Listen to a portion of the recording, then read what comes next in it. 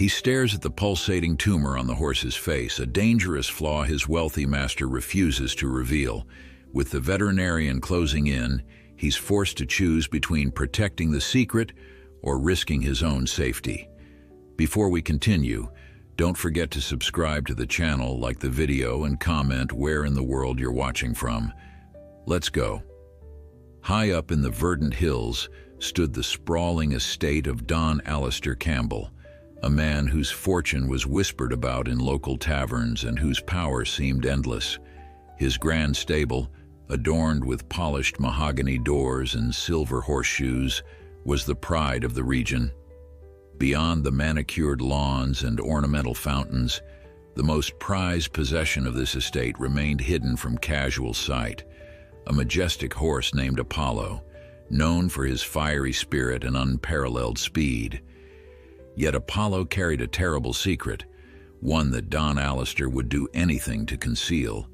Apollo was a stunning bay stallion, famed for his championship lineage and a coat that shone in the sunlight like polished copper.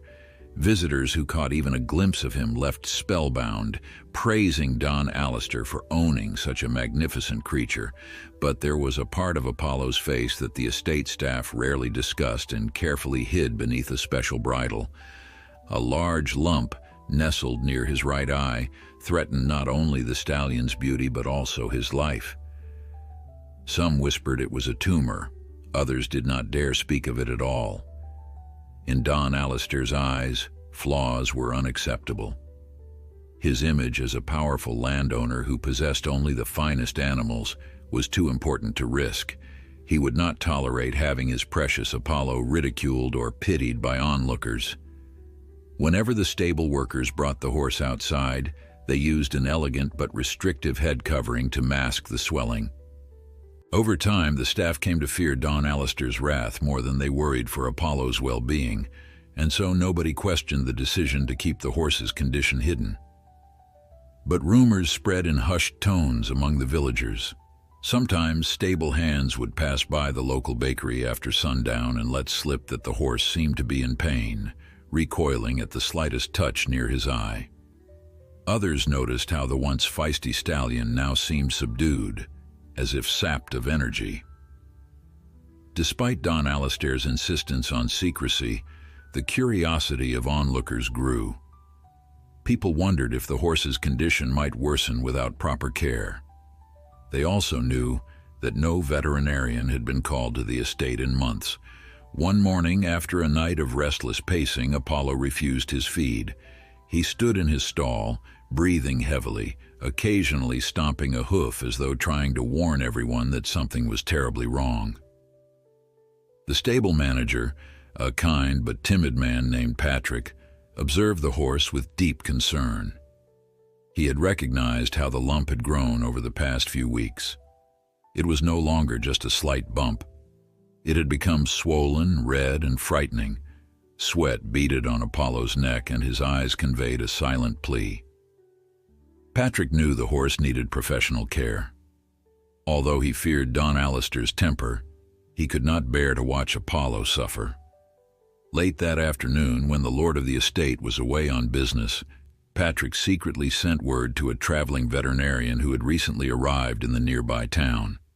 Dr. Amelia Morgan was known for her expertise in equine medicine and her compassionate approach to healing. She traveled from farm to farm, offering services to those who needed her, but Don Alistair had never invited her inside his imposing gates.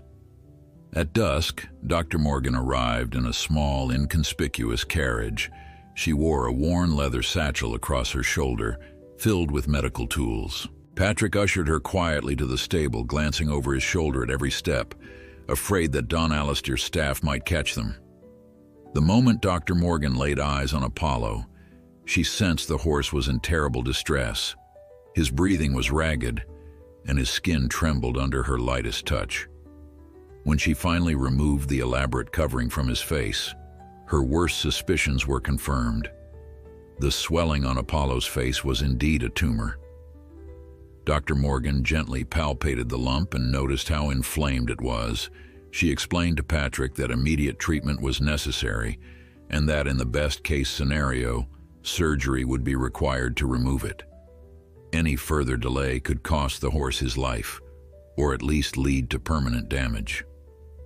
Patrick felt his heart sink at the diagnosis.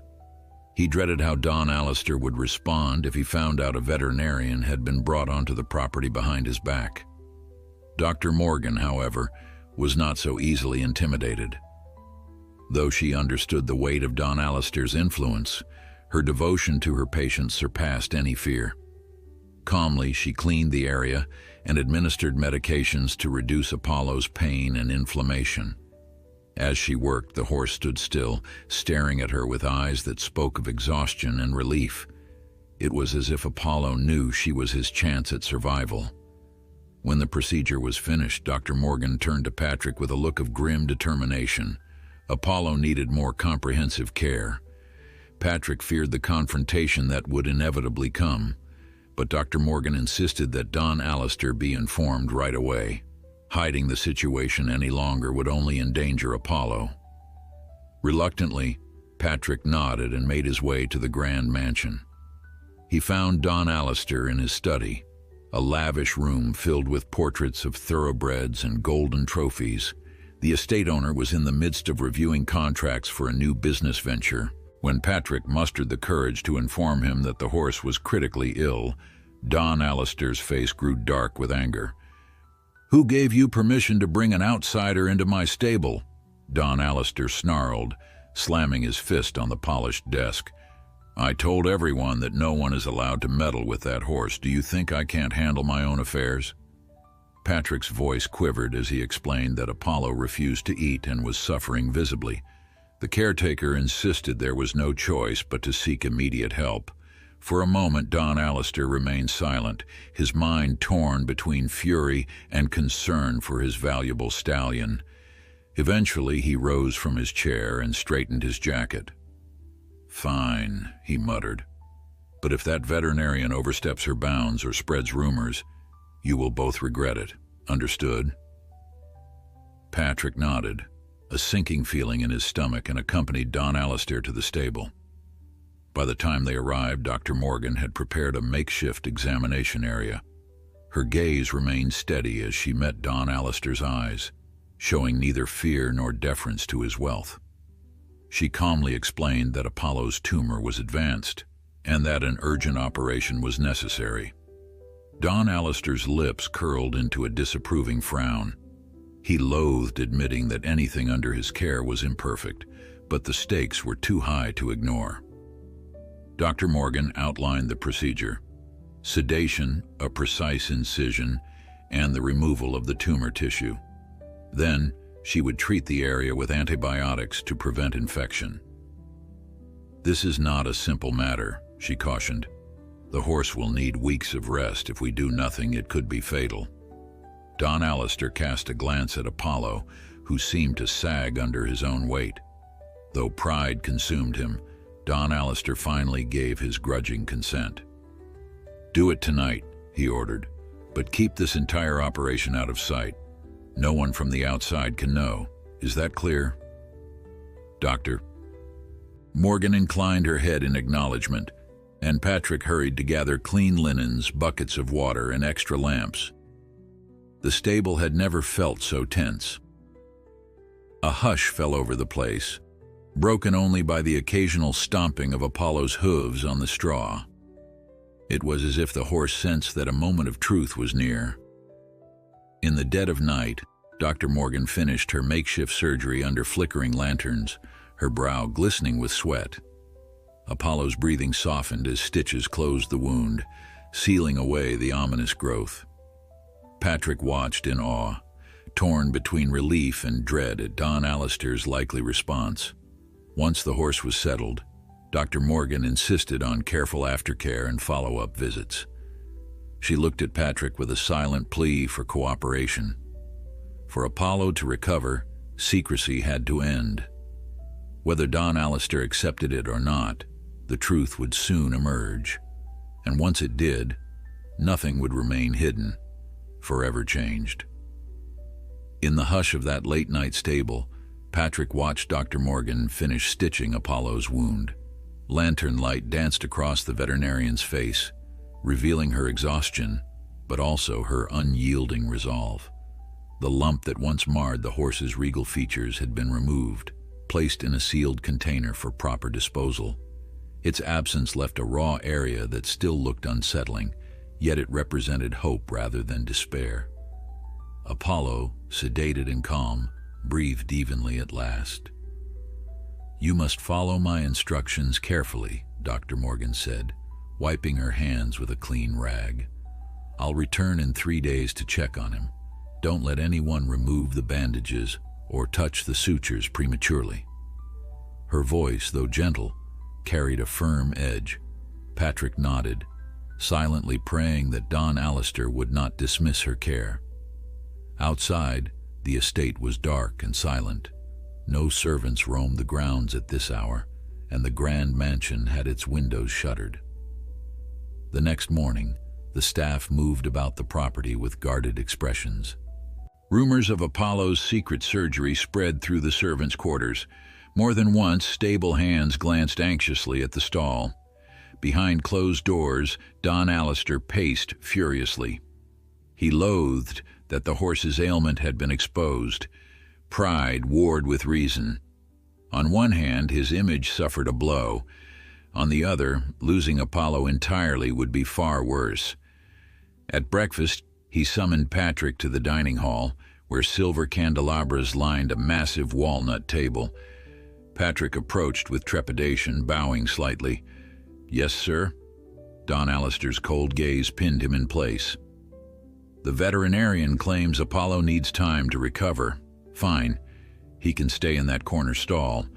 Nobody sees him except you. Do you understand?"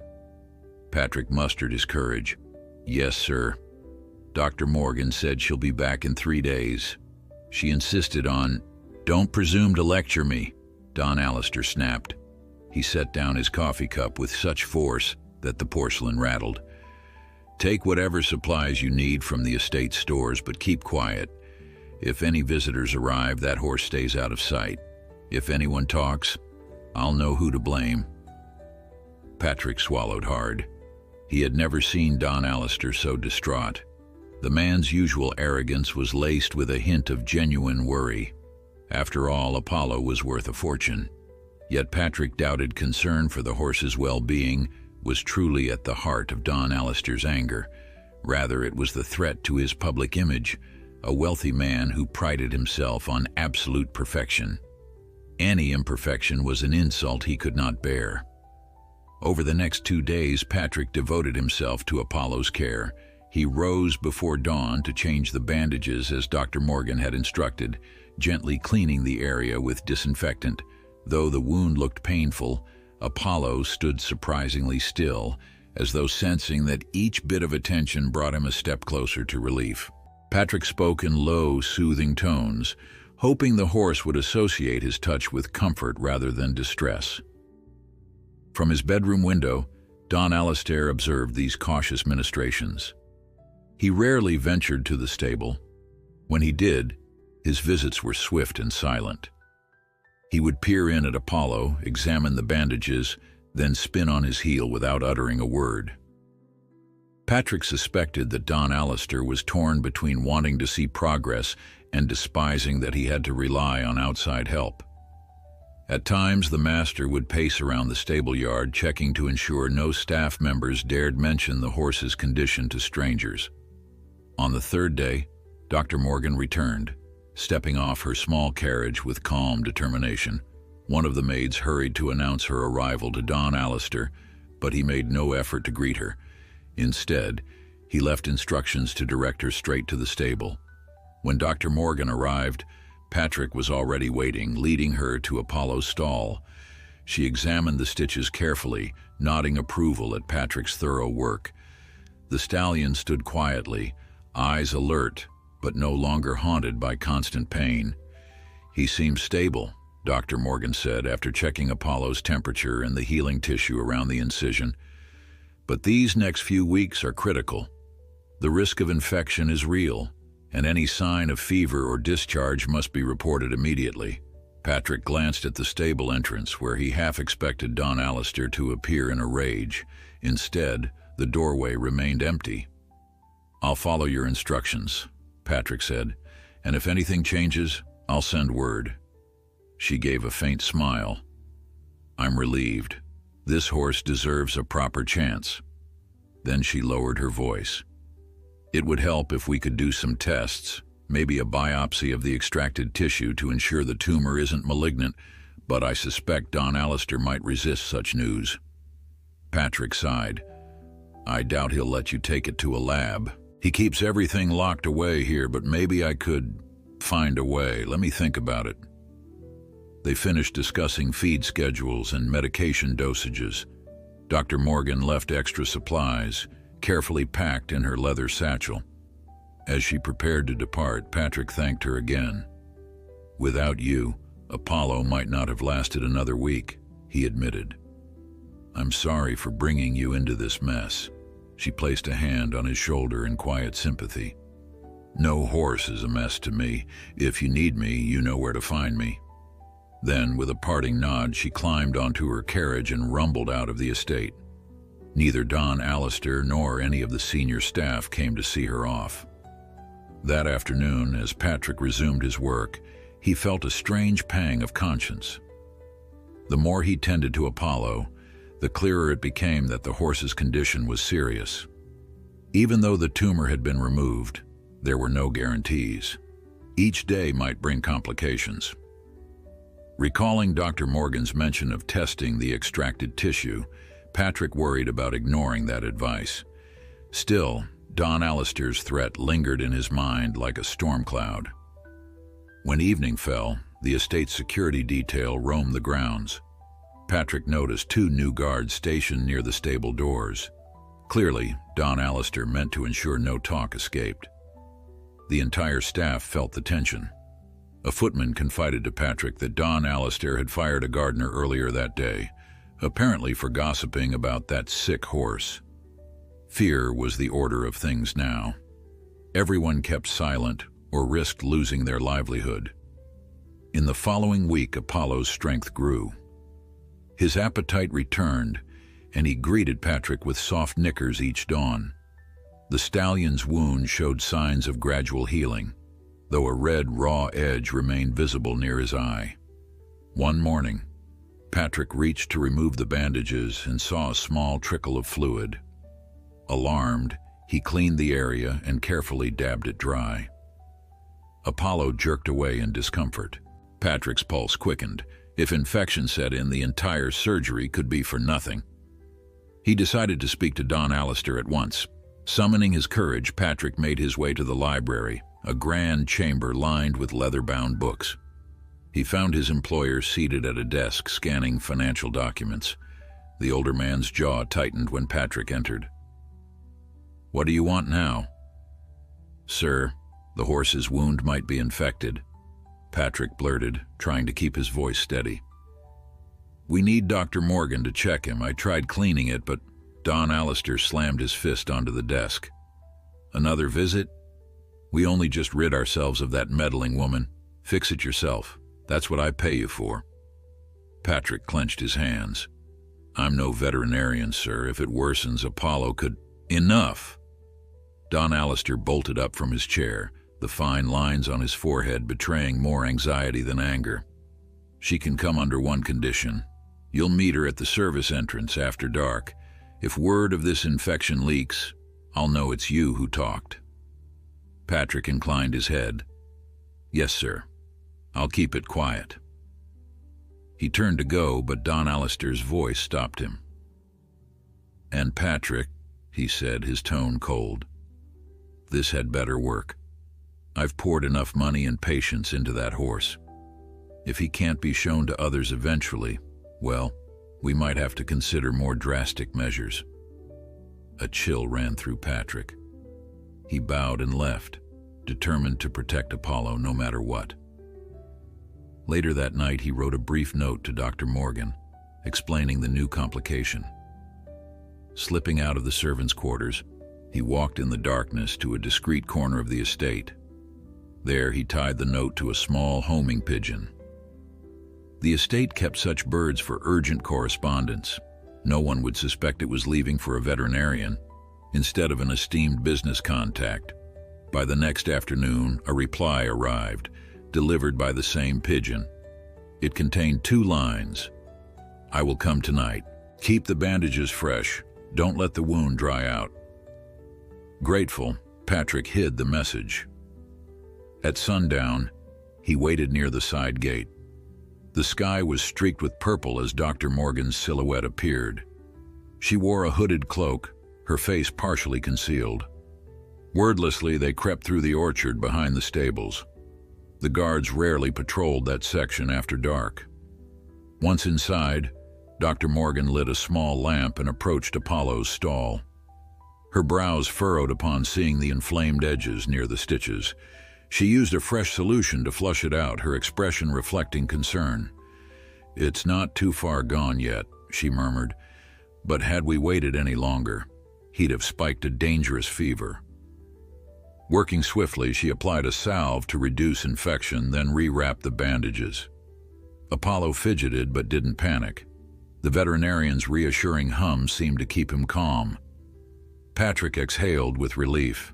Still, Dr. Morgan wore a pained expression. "He's fighting this hard," she whispered, "but it could return. We need to watch him daily." Footsteps echoed just beyond the stable door. Alarm flashed in Patrick's eyes. Don Alistair must have grown impatient, coming to spy on them.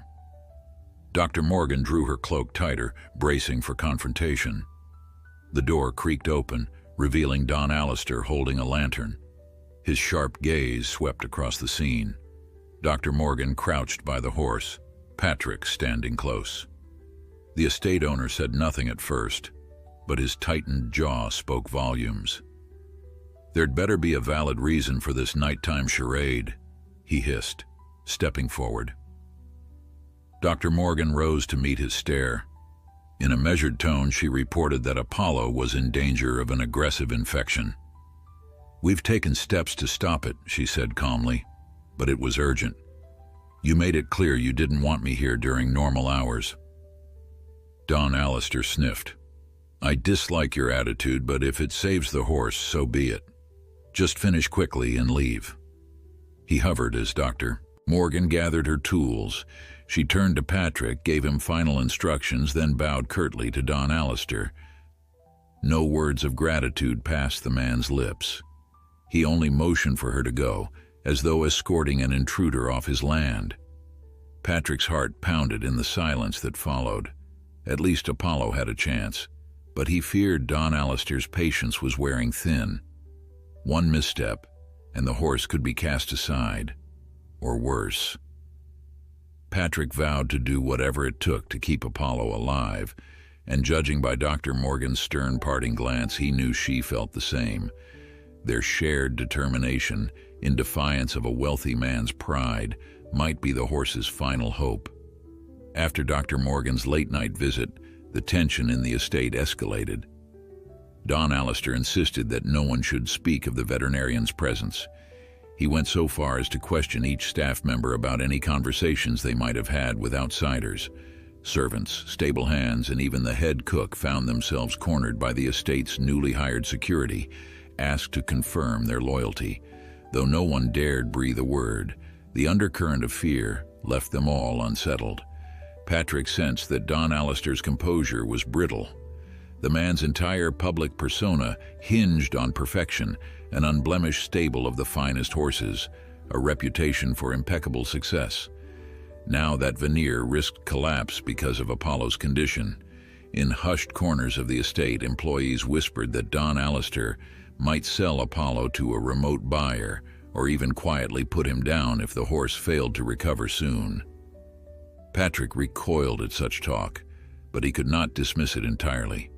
Meanwhile, Apollo's recovery advanced in small steps. Under Patrick's constant care, the wounded area on the stallion's face showed signs of healing, though the risk of infection lingered like a shadow. During the day, Patrick meticulously cleaned and dressed the stitches, monitoring for any changes in coloration or sensitivity. At night, he'd sit quietly in the stall, speaking to Apollo in gentle tones, recounting stories of simpler days before the horse's affliction forced them into secrecy. Though the stables were dimly lit, Patrick often glimpsed a hint of gratitude in the stallion's eyes, as if Apollo understood his caretaker's resolve. On nights when the pain was evident, Apollo would paw restlessly at the straw, and Patrick would offer a soft word or a reassuring touch. Each small improvement, from better appetite to calmer behavior, was a victory. Yet the horse's fate felt precarious, tied to Don Alistair's shifting patience. 3 weeks passed, and Dr. Morgan continued her clandestine visits after dark. Each time she brought fresh medical supplies and renewed her warnings about the possibility of relapse.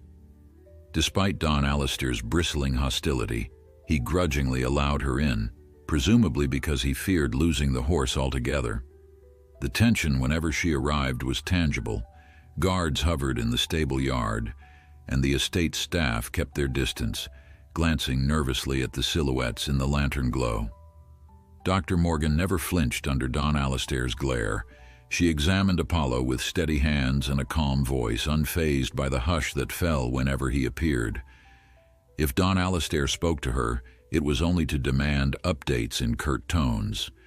She would reply with concise honesty, making clear that Apollo still needed more time and unwavering care.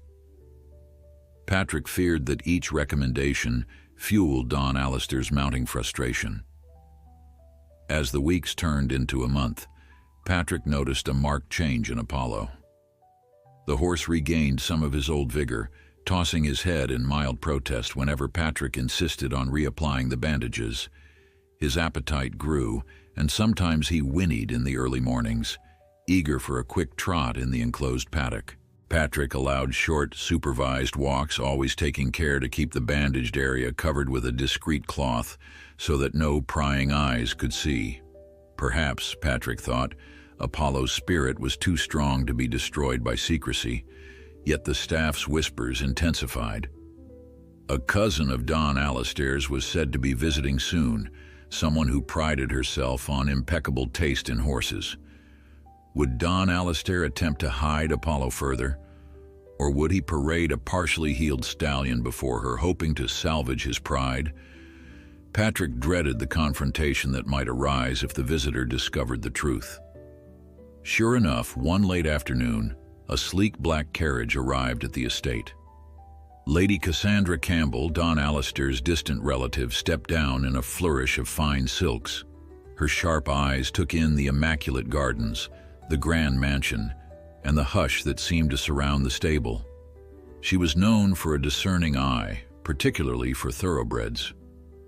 Patrick stood at a respectful distance while Don Alistair greeted her with forced warmth. Tension radiated from him as Lady Cassandra expressed an interest in touring the stable. For a moment, Don Alistair hesitated. Then, with a dismissive wave, he suggested she freshen up from her journey first. Under his breath, he ordered Patrick to ensure Apollo remained hidden. Patrick felt a swell of panic. Hiding the horse entirely would arouse suspicion, yet exposing Apollo would undermine Don Alistair's veneer of perfect care. Torn between loyalty to the horse and fear of losing his position, Patrick wondered what to do. That evening, while Lady Cassandra was occupied with dinner, Patrick slipped into the stable, closing the door behind him. Apollo snorted softly in greeting. Patrick patted the stallion's neck, eyeing the carefully wrapped bandages. The wound had closed considerably, though the surrounding area was still hairless and slightly inflamed. He murmured comforting words, half to reassure himself. Dr. Morgan had planned another nighttime visit in 2 days, but Lady Cassandra's presence might disrupt that schedule. Unsure of how to proceed, Patrick contemplated stalling tactics. If Lady Cassandra insisted on a stable inspection the next day, he needed a plausible explanation to keep her away from Apollo's stall. While he pondered these concerns, footsteps echoed across the cobblestones outside. In a rush, Patrick extinguished his lantern. The door creaked open to reveal Don Alistair, holding a single candle. His features were severe, and his eyes locked on Patrick in open displeasure. Without waiting for a greeting, he spoke in a clipped tone. "She wants to see every horse tomorrow morning," Don Alistair said, voice taut. "You will place Apollo in the far paddock at sunrise. Tell Lady Cassandra he's a spirited one, prone to skittish behavior, and that it's best not to disturb him. Under no circumstances is she to see the bandage or suspect anything unusual. Do I make myself clear?" Patrick swallowed. He didn't dare disagree openly, yet the plan seemed precarious. A single misstep and Lady Cassandra might insist on examining Apollo up close. Still, Patrick nodded, muttering a quiet acknowledgement. Don Alistair fixed him with a stern look. "I have no patience left. If you fail, I will dispose of the horse. Let that weigh on your conscience." With that, he turned and left, leaving Patrick and Apollo alone in the dark stable.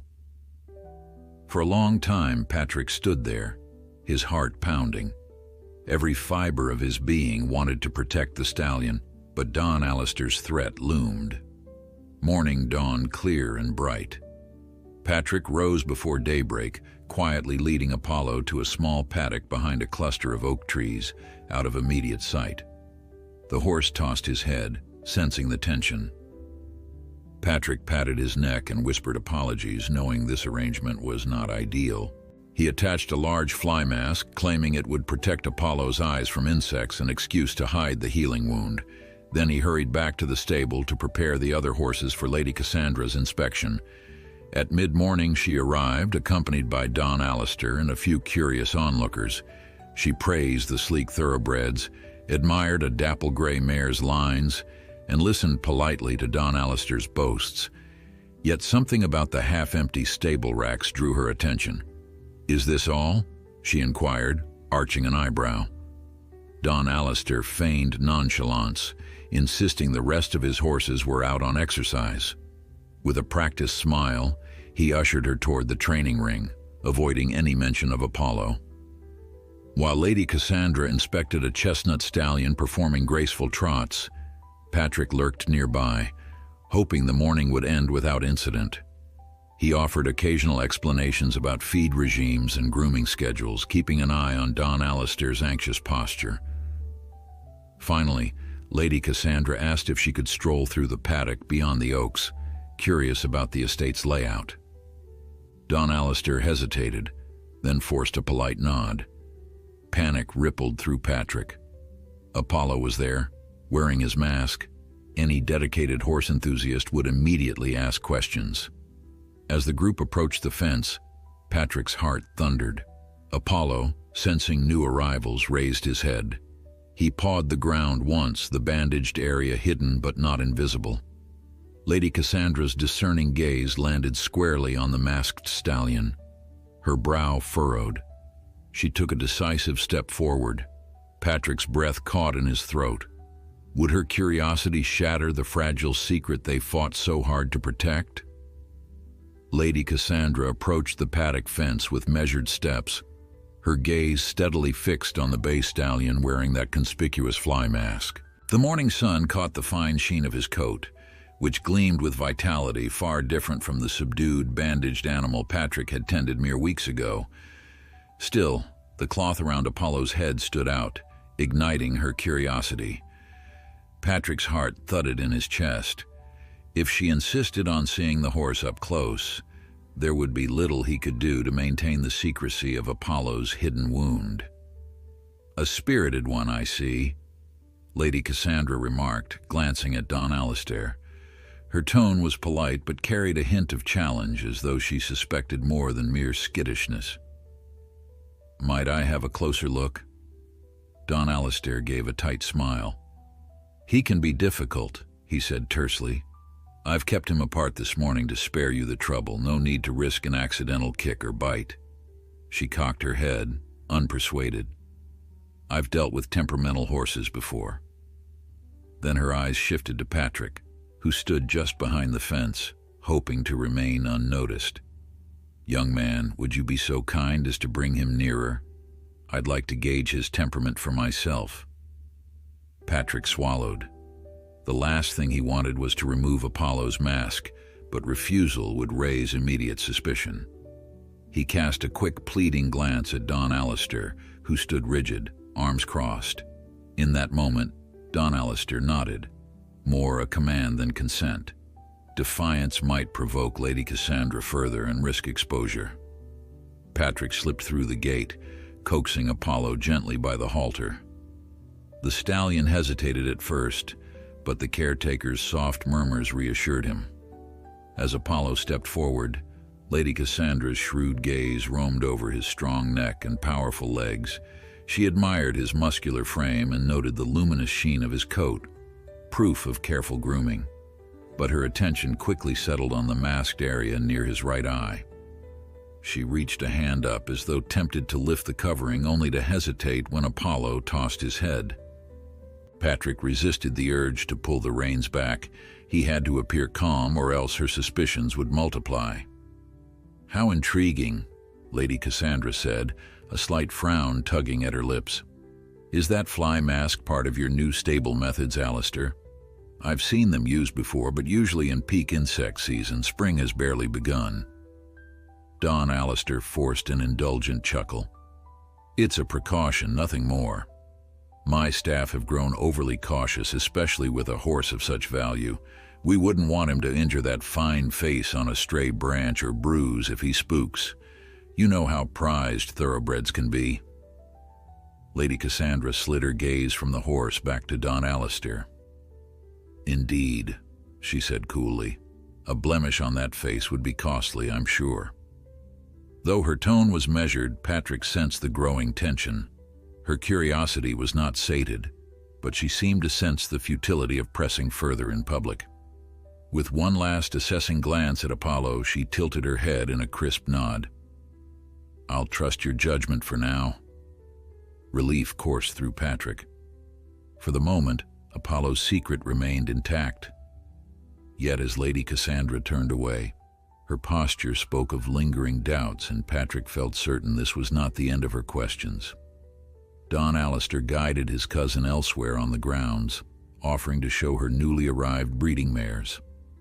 Patrick walked Apollo back to the paddock, stroking his mane in silent reassurance. Beneath the stallion's gentle snort, Patrick read the same tension he felt in his own chest. They had escaped immediate scrutiny, but the threat lingered like thunderclouds gathering on the horizon. Throughout the day, Lady Cassandra continued her tour of the estate.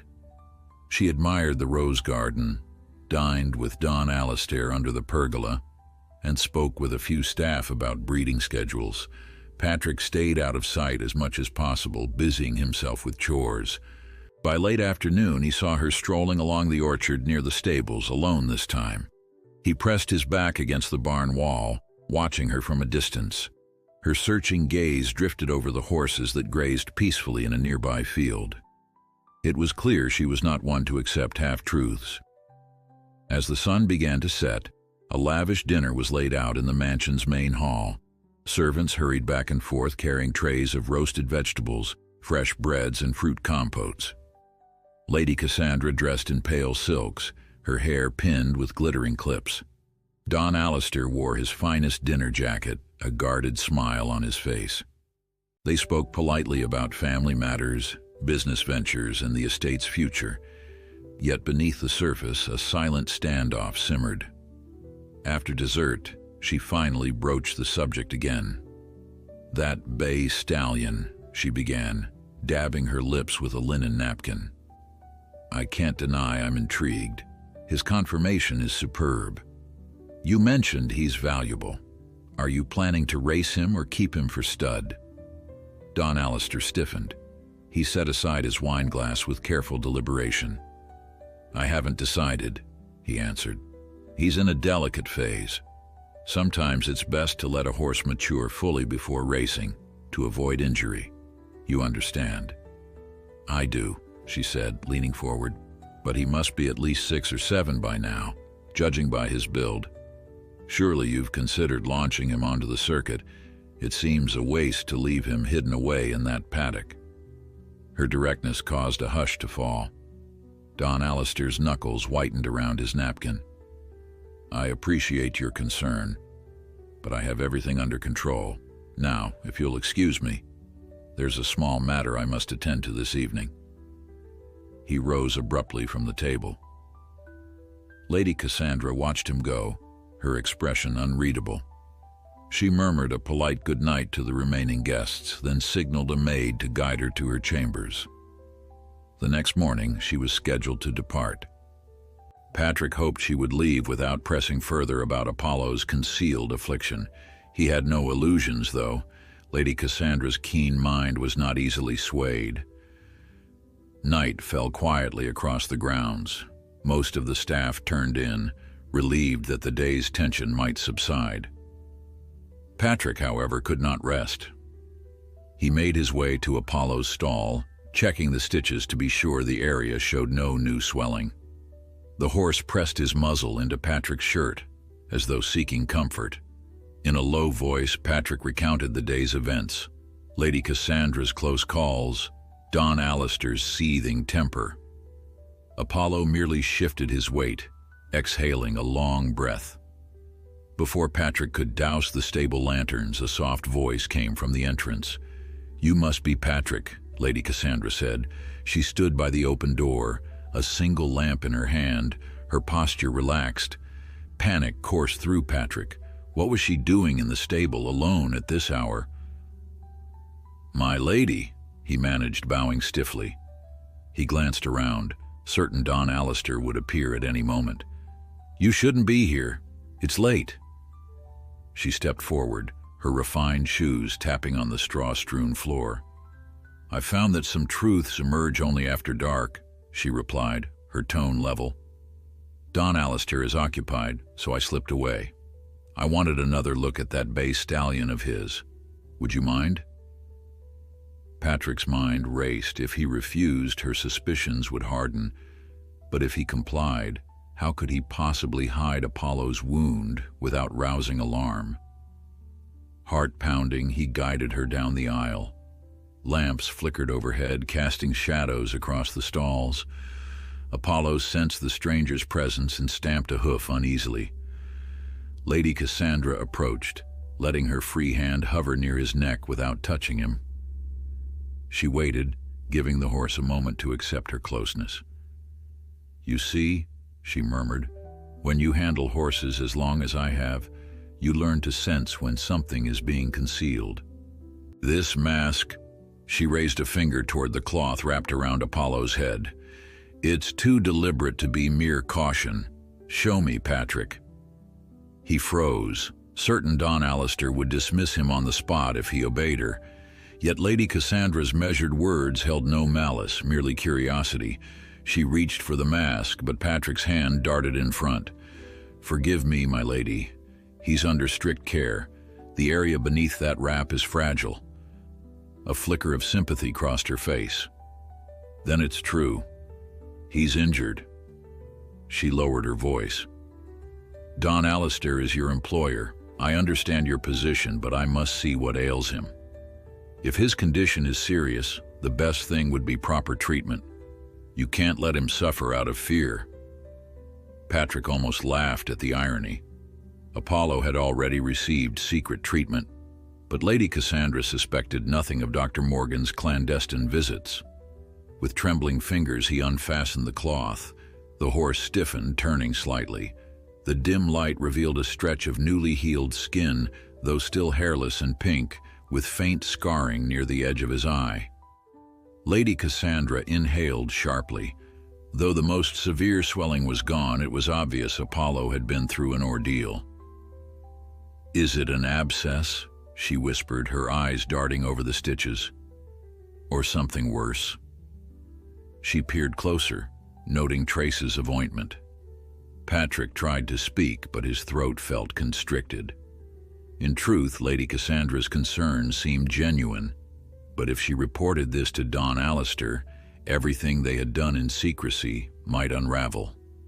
Apollo snorted, tossing his head as if anticipating further intrusion. Lady Cassandra eased back, resting a hand gently on the horse's shoulder. "Shh," she murmured. It's all right." Then she turned to Patrick.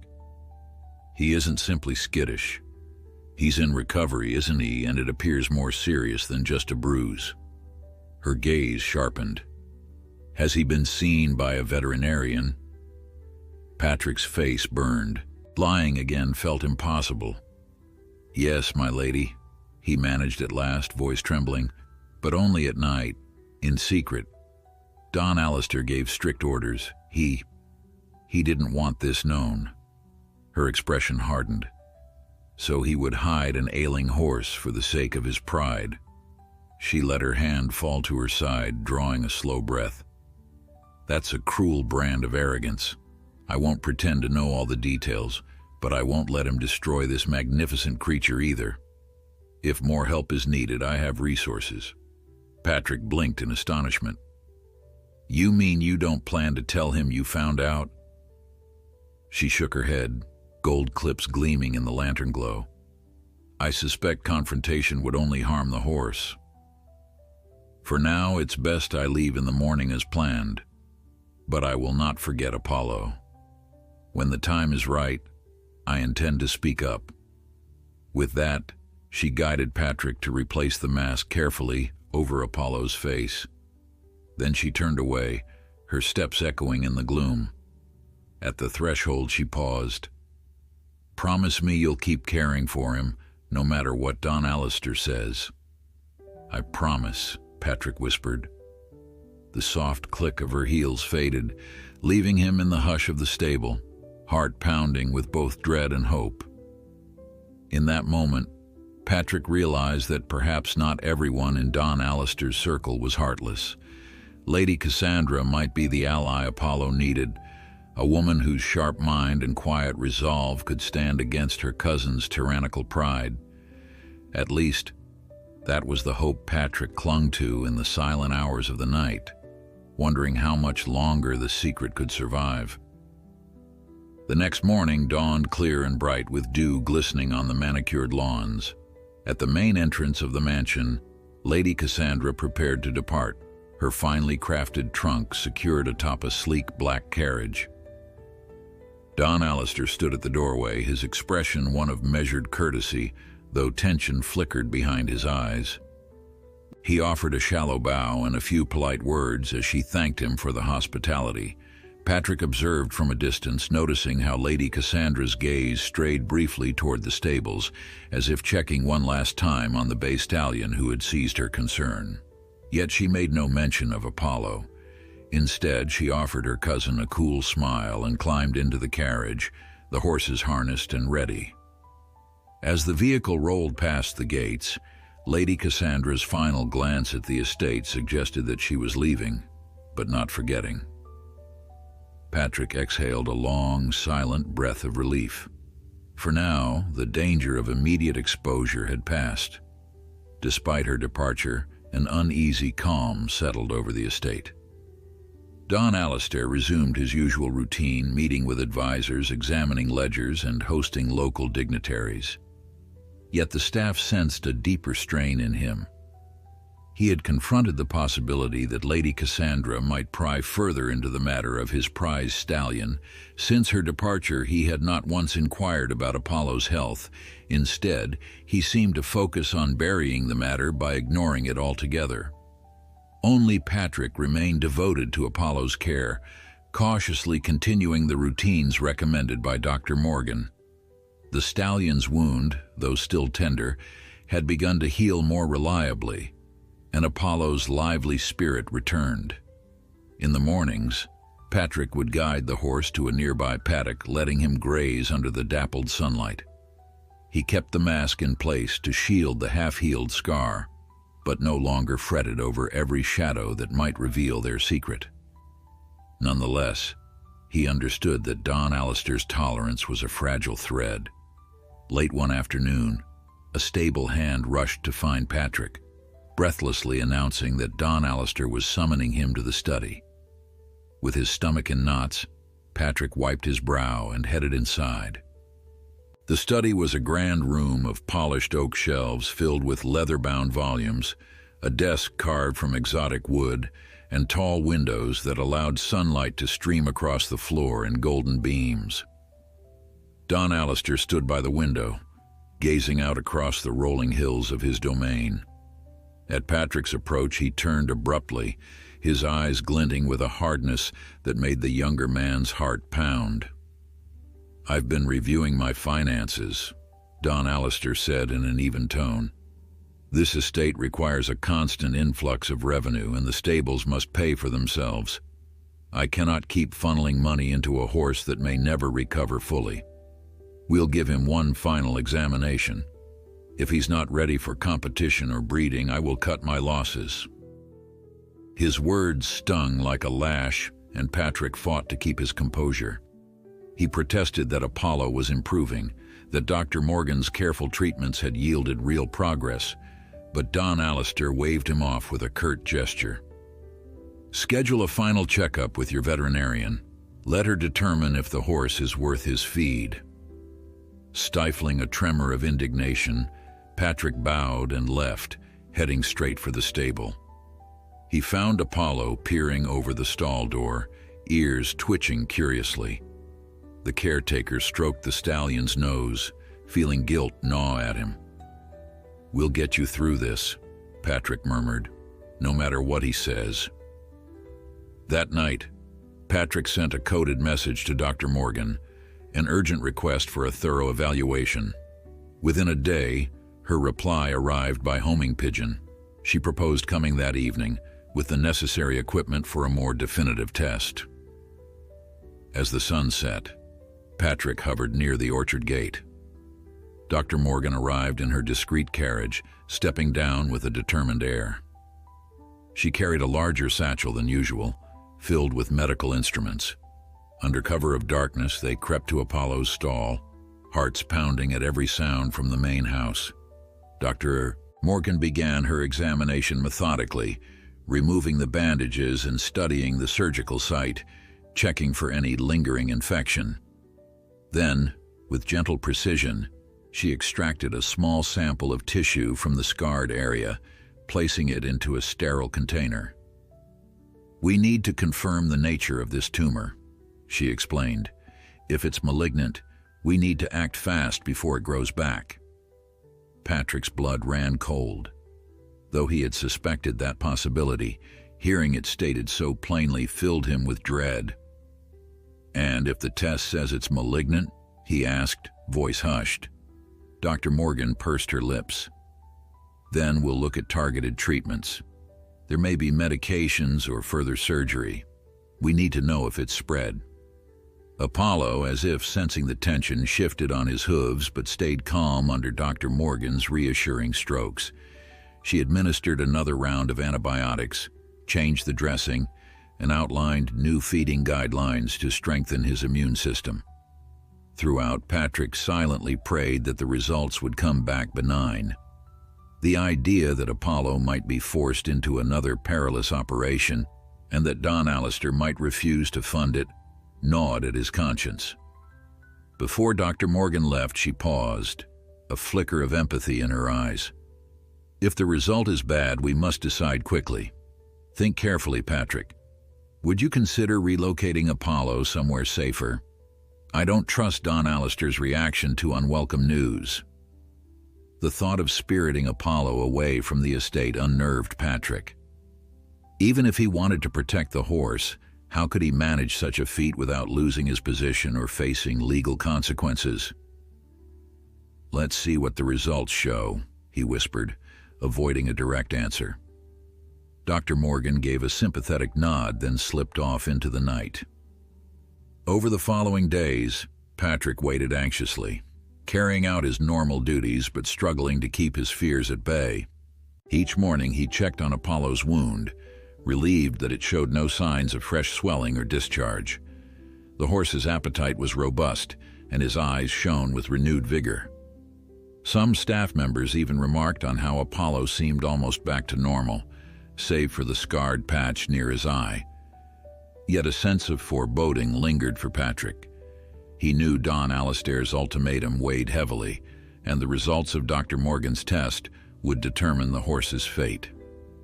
One afternoon, While Patrick was grooming Apollo in the stable, Don Alistair stepped inside, accompanied by two stern-faced men in business suits. Patrick's heart thumped.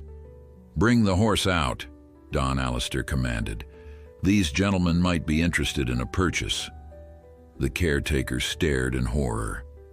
Was this the outcome Don Alistair had chosen, selling Apollo behind Patrick's back, possibly to a faraway owner who might not care for the stallion's precarious health?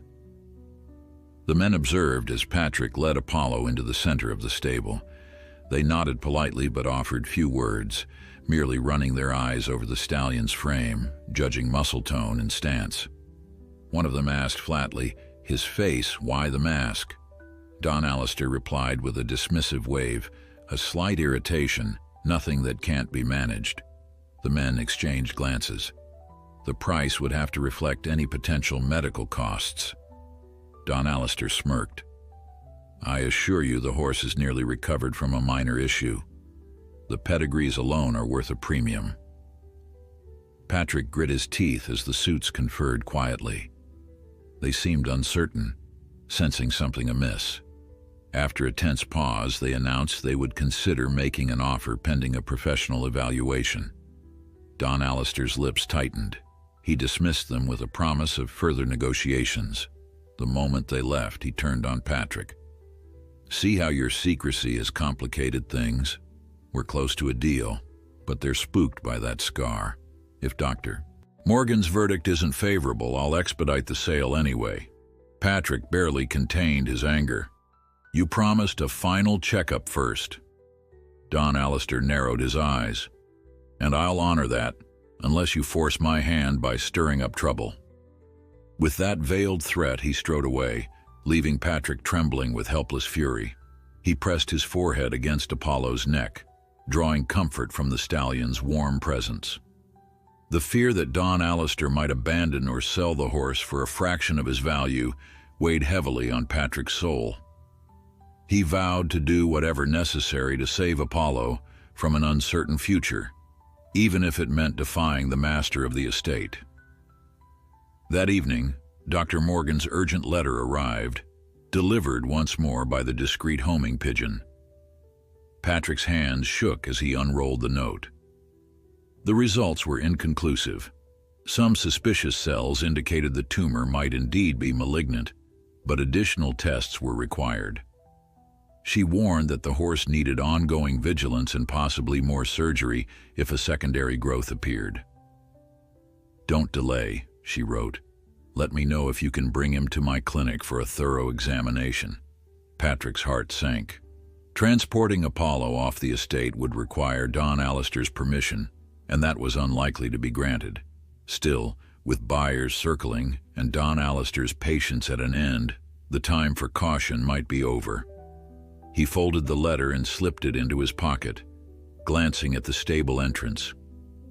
In the gathering dusk, the estate loomed silent, yet a storm brewed behind its polished facade. Patrick could almost feel the walls closing in around Apollo. He had little time to act, and even fewer allies. Dr. Morgan and Lady Cassandra might be his only hope of saving the horse he had grown to love like a friend. One thing was certain. The illusion of secrecy was nearing its end, and soon the fight to save Apollo's life would lead Patrick to risk everything. Patrick slept fitfully that night, waking at intervals to an unease that gnawed at him like hunger. Before dawn, he lit a single lantern and made his way to the stables. Once he entered Apollo's stall, the horse stirred and nickered softly, his warm breath visible in the thin shaft of light. Patrick slipped Dr. Morgan's letter from his pocket, rereading the troubling news about the inconclusive test and the possibility of malignancy. He had promised to do whatever it took to protect Apollo, yet each day brought fresh risks. Don Alistair's ultimatum felt like a noose tightening. He spent the first hour grooming Apollo with extra care, running a soft brush along the stallion's coat, inspecting the healing scar near his eye. Though the stitches had been removed, a pink ridge still ringed the tender area, and the fur had not fully regrown. Apollo seemed otherwise robust, flicking his ears at small noises in the corridor. His appetite was strong, and he leaned into Patrick's touch whenever the caretaker paused. Though Patrick took comfort in these signs of vitality, worry pressed heavy on his mind. If Don Alistair sold Apollo before Dr. Morgan could finalize her diagnosis, the horse might end up shipped off, far from any chance of a cure. After sunrise, Patrick mustered the courage to speak to Don Alistair about Dr. Morgan's letter. He found the estate owner seated at the ornate breakfast table, scanning a newspaper while sipping coffee. Across from him sat a financial advisor, reviewing documents about land investments.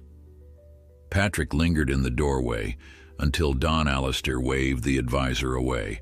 The man gathered his papers and departed, leaving the two alone in a silence that felt charged. "Well?"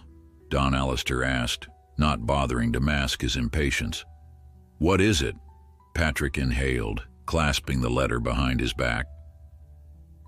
Dr. Morgan tested the tissue. She found signs that, well, it might be malignant. She suggests we do more tests as soon as possible. Don Alistair's stare sharpened. "Might be or is? Which is it?" "We're not certain," Patrick replied, heart pounding. "She wants to bring Apollo to her clinic. She can run thorough tests there." "Absolutely not," Don Alistair snapped.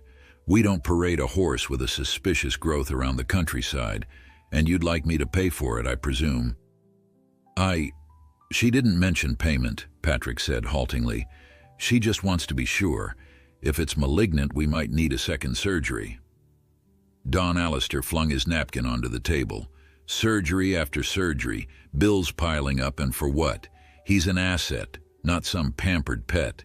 If he cannot perform, if his face is scarred... He stopped himself, jaw flexing. Then, in a quiet voice, he delivered his verdict. "I have 2 buyers who'll take him sight unseen if necessary. Let them worry about tumors. I'll finalize the sale within the week." A chill tightened around Patrick's chest. "But, sir, Apollo's so close to recovery." Don Alistair rose, looming over him. "You dare question me? I gave you one final chance. That chance ends if the horse proves defective. The matter is settled. If it takes too long to gather more tests, or if the results show an incurable issue, he'll be gone." Then he turned abruptly, leaving Patrick reeling. Shaken, Patrick returned to the stable. The thought of letting Apollo vanish into a stranger's possession felt unbearable. In a fit of desperation, he composed a note to Dr. Morgan describing Don Alistair's ultimatum. "He wants to sell Apollo within the week," Patrick wrote. "If the tumor is malignant, or if there's even a hint of that possibility, he'll wash his hands of him. I don't know how to stop this." He waited until nightfall to release the pigeon with his plea. As he locked the stable for the evening, an idea began to take shape, one that felt both reckless and necessary. Lady Cassandra had promised help if she discovered the horse's life was in jeopardy. Perhaps she was too far away now, but Dr. Morgan had connections beyond the estate's territory. If Don Alistair refused to allow further testing here, perhaps Apollo could be taken covertly to Dr. Morgan's clinic. Yet the very notion of sneaking Apollo off the ground sent dread coursing through him. Don Alistair's retribution would be swift and severe. Early the next morning, the pigeon returned with Dr. Morgan's response. Patrick's heart hammered as he read, "If no other avenue remains, you must act to save him. I can arrange discreet transport. Contact me again with the date." The words glowed in his mind like a beacon. She was offering to smuggle Apollo out. Patrick's breath caught. Was it even possible to lead a 2-year occupant of the estate out without detection? The stable was guarded at night, and the estate had only a few gates, all monitored. Yet Don Alistair's posture was forcing his hand. If the horse was sold, there would be no second chance. With every passing hour, the threat loomed larger. Patrick decided to confide in one fellow staff member he trusted, Lillian, a young maid who had come from a nearby village. She was kind-hearted, quick-witted, and had once helped Patrick hide an injured foal. That morning, under the guise of delivering fresh hay, they slipped behind the barn to talk. Lillian listened, eyes wide with concern. "Steal the horse away," she whispered. "Don Alistair will have you hunted down if he notices Apollo missing." Patrick hesitated. "I know, but if I do nothing, Apollo gets sold off to some unscrupulous buyer. He may not survive another round of illness. I can't stand by." Lillian clasped her hands. "I can distract the outer guard for a little while if you choose a night soon. I overheard him complaining of an old injury. Maybe I can feign a crisis. But it's a risk for both of us. Are you sure?" Patrick gazed toward the paddock where Apollo grazed beneath late-morning sunbeams. "Yes," he murmured. "We're out of time." She nodded, giving his arm a supportive squeeze. They settled on a plan, albeit a hastily improvised one. Patrick would pick the following night, around midnight, to guide Apollo through the orchard route. Lillian would create a diversion at the main gate, giving Patrick a narrow window to slip out of a small side exit that was rarely used. Once beyond the estate's outer walls, Patrick would lead Apollo to a hidden turn in the road near a cluster of old pines. There, Dr. Morgan had promised to wait with a horse trailer. The entire operation needed to happen swiftly and silently. That day, Patrick took extra care in preparing Apollo. He fitted the stallion with a sturdy halter and left the special fly mask in place to conceal the scarring. He also tied a few precious supplies, clean bandages, some ointment, a small bag of oats, inside a satchel. While brushing Apollo's coat, Patrick murmured reassurances, as though the horse might sense the upheaval on the horizon. All the while, fear churned in his gut. If he failed, Don Alistair would punish him. If he succeeded, he would become a fugitive from the estate that had been his home for years. As darkness settled, Patrick could barely keep still. The day's chores concluded slowly, each moment laced with tension. Lillian feigned a headache, retiring early so she could slip out later unnoticed. Patrick pretended to do an inventory of tack in the far corner of the stable, waiting for the hush of midnight. Finally, when the clock struck the appointed hour, he gathered Apollo's lead rope. The horse whickered softly, seeming restless in the stillness. Hard in his throat, Patrick led Apollo through the stable door. Outside, a light drizzle had begun, pattering on the rooftops. He prayed the rain might mask their footsteps. Lillian was nowhere in sight, but she had promised to handle the guard. Patrick moved swiftly across the yard, keeping to the shadows. As they neared the orchard path, Apollo snorted, ears flicking. A muffled commotion drifted from near the main gate, likely Lillian drawing the guard's attention with some ruse about a sudden mishap or trespasser.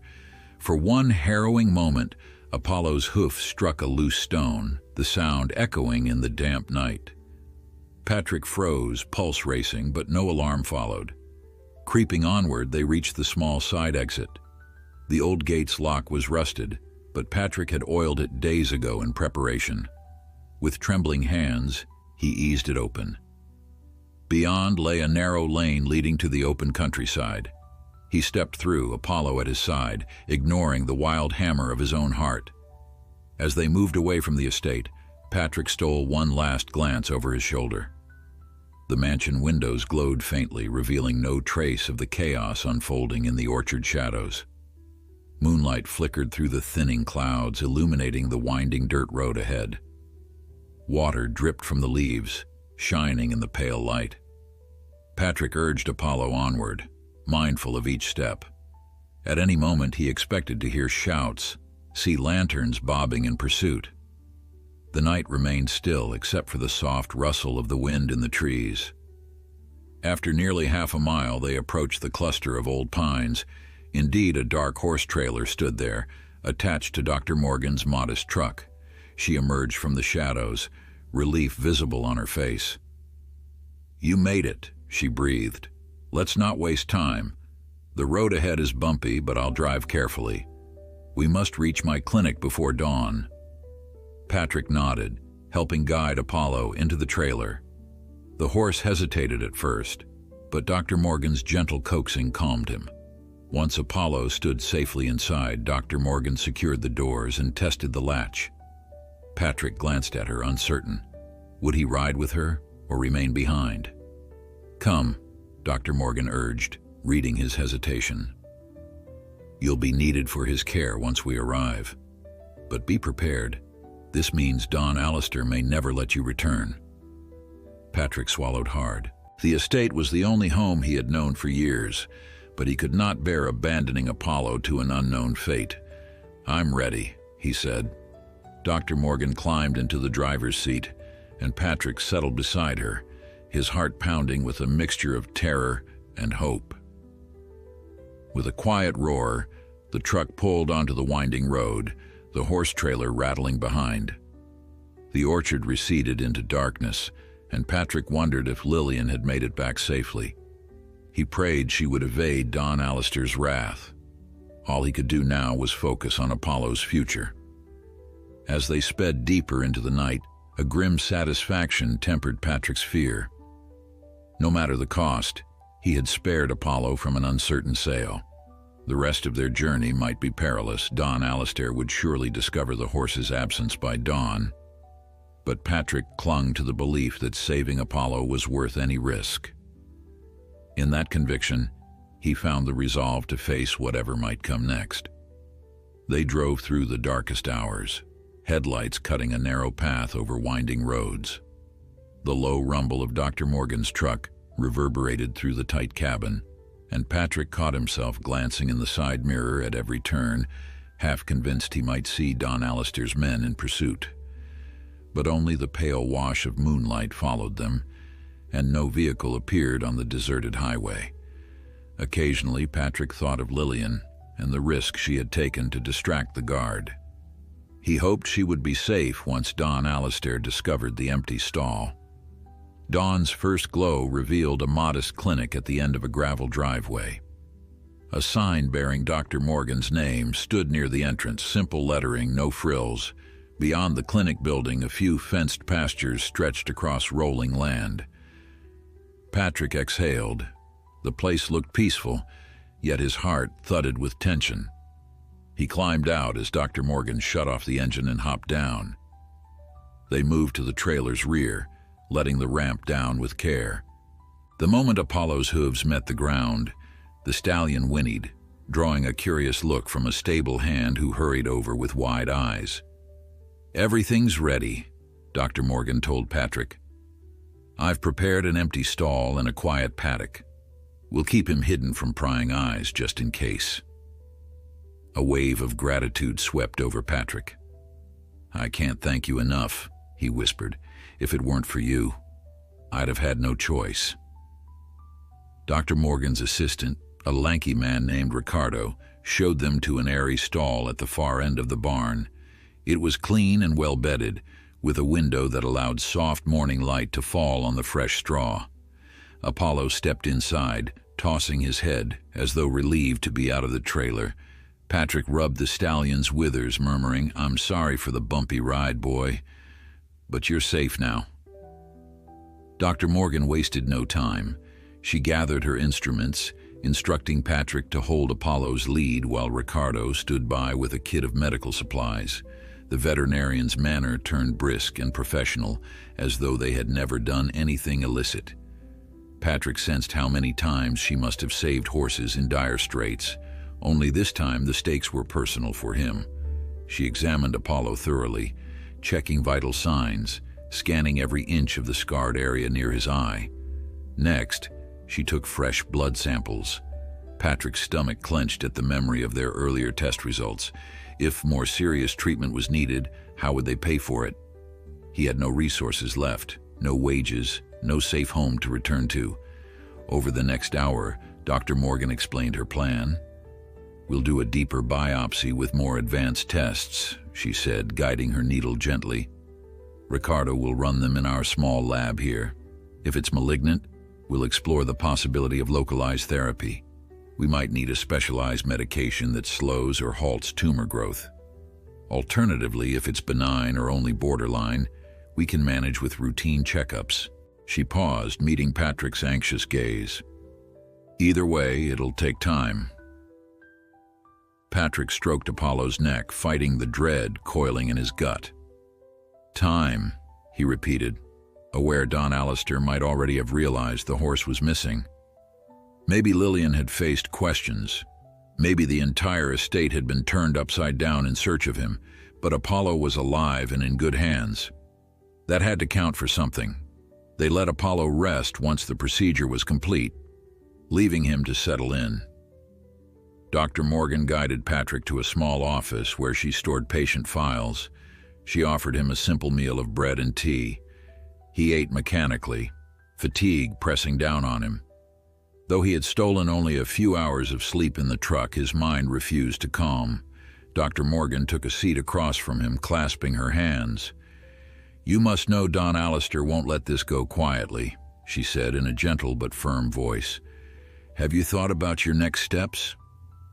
Patrick stared at the cracked mug in his hands, uncertain how to respond. "I don't have many.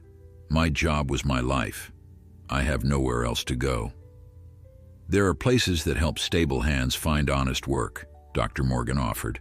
"I have friends at larger horse sanctuaries. They might hire you, especially if you show them how passionately you care for animals." He considered the possibility, but felt a stab of guilt. Leaving Lillian behind, and the others. They might face Don Alistair's anger, and I've practically stolen his horse.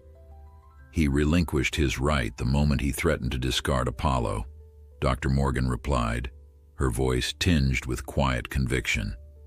Sometimes doing the right thing means breaking someone's rules. It isn't easy or safe, but it can save a life. A knock at the door interrupted them. Ricardo poked his head in. "Doc, there's someone outside," he said, sounding uneasy. "A woman says she knows Patrick. Name's Lillian." Patrick almost dropped his mug. Relief and alarm collided within him. "She must have come to warn me," he breathed. Dr. Morgan sprang to her feet, leading Patrick to the entrance. Sure enough, Lillian stood by the clinic gate, her dress soaked from sweat and travel. She clutched a small bag and looked around nervously. The moment she saw Patrick, her eyes shone with relief. "Thank goodness," she gasped. "I followed the directions you once mentioned about Dr. Morgan's place. It took hours by foot." Her words tumbled out. "Don Alistair found Apollo gone early this morning. He was furious, threatened to call in the police. Some staff overheard him cursing you by name. The guard you slipped past.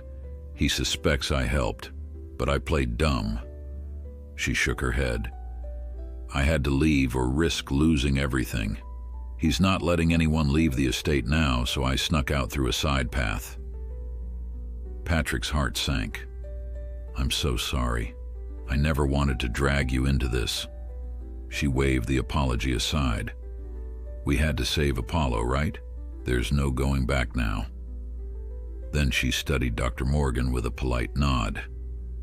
"You must be the veterinarian who helped him." Dr. Morgan smiled gently. "I am. You're welcome to stay here until we figure out a plan. We have a few rooms for traveling volunteers, but I'm sure Don Alistair is searching for both of you." Lillian's expression tightened. "He might even try to send the authorities.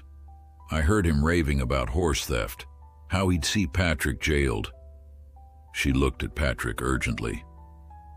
"We have to be careful." Patrick's head swam, but Dr. Morgan placed a calming hand on his shoulder. "We'll protect you here for now," she said. "But if the police come with a warrant, there's little I can legally do. The best approach is to argue that you removed the horse under necessity, given the life-threatening condition. That's not guaranteed to hold up, but it's a start." They retreated inside, shutting the door against the hot morning sun. Over the next hour, Dr. Morgan arranged for Lillian to have a spare bed in a small staff bunkhouse behind the clinic. Patrick checked on Apollo again, relieved to see the stallion nibbling from a hay net, apparently unbothered by the abrupt change of surroundings. In the late afternoon, Dr. Morgan retreated to her lab, analyzing the tissue samples. Ricardo studied them under a microscope, careful to document every detail for reference. The minutes stretched into hours, tension clinging to every breath. Lillian dozed in a wooden chair near the stable's entrance, while Patrick paced the barn aisle, waiting. Finally, as dusk settled, Dr. Morgan emerged with a solemn expression. "There are definitely suspicious cells," she announced. "I need more time to identify the exact pathology, but from what I can see, it's a low-grade malignancy. It might not be aggressive if we can manage it. However, we should consider a targeted treatment quickly. If it regrows near his eye, it could impair his vision or spread deeper." Patrick's heart lurched. "But you can treat him, right?" Dr. Morgan nodded. "We can try. There's a medication regimen that can slow tumor growth and shrink residual cells. It isn't cheap, though. The medication alone could cost hundreds a month, plus follow-up labs, possible surgeries." "I'll find a way," Patrick interrupted, voice firm despite the panic fluttering in his chest. "Please start whatever he needs." Her gaze softened. "All right, we'll begin tomorrow. For the time being, keep him comfortable." She rested a hand on his arm. "I admire your devotion. We'll do our best, but you must prepare for a long road ahead." He swallowed hard, glancing at the stall where Apollo dozed quietly. The horse was unaware of how precarious his future remained. "I'll never give up on him," Patrick whispered. Then he looked at Lillian, who gave a tired yet resolute nod. Together they had risked everything to bring Apollo here. Now, even faced with the threat of Don Alistair's retaliation and the daunting expense of treatment, Patrick knew that turning back was impossible. As night settled across the clinic, he and Lillian shared a simple meal of stew with Ricardo, who spoke encouragingly of horses that had recovered from dire conditions under Dr. Morgan's care. Outside, crickets sang, and a cool breeze blew across the pastures. For the first time in years, Patrick allowed himself to feel a tentative sense of hope. Yes, Don Alistair might come for them. Yes, the medication might strain their resources to the limit. But here, with Dr. Morgan's unwavering dedication and Lillian's steadfast presence, Apollo finally had a fighting chance. The days that followed at Dr. Morgan's clinic took on a cautious rhythm. At first light, Patrick would check Apollo's stall, ensuring the horse had slept well and that the small wound area near his eye stayed clean. Lillian would follow with a bucket of warm water and a few comforting words to the stallion. By mid-morning, Dr. Morgan administered the new medication, a carefully measured dose meant to curb any residual tumor cells. Ricardo recorded everything in a journal, noting Apollo's reactions and appetite. Afternoons were a tense blend of routine chores and watchfulness, as every unfamiliar noise or distant vehicle could signal that Don Alistair's men had tracked them down. For Apollo, the transition seemed smoother than anyone expected.